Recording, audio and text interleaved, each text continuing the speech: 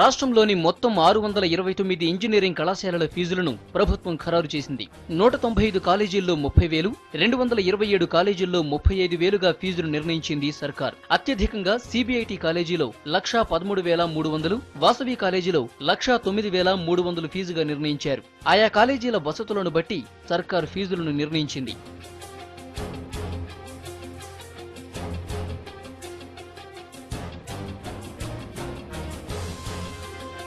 35,000గా నిర్ణయించిన 195 కాలేజీలు సెప్టెంబర్లోపు తమ నివేదికను ఏఎఫ్ఆర్సీకి అందిస్తే ఫీజులు పెరిగే అవకాశం ఉంది. ఇక గత సంవత్సరం 68 కాలేజీల్లో పెరిగిన ఫీజులు ఈ ఏడాది తగ్గాయి.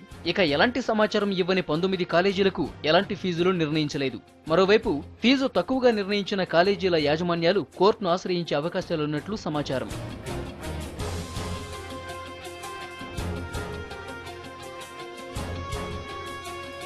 మరోవైపు ఇంజనీరింగ్ విద్యకు డిమాండ్ తగ్గడంతో కాలేజీ యాజమాన్యాలు ఆఫర్లు ఇస్తుంటే ప్రభుత్వం ₹1,00,000 ఫీజును ఏ రకంగా నిర్ధారించిందనే విమర్శలు వ్యక్తమవుతున్నాయి.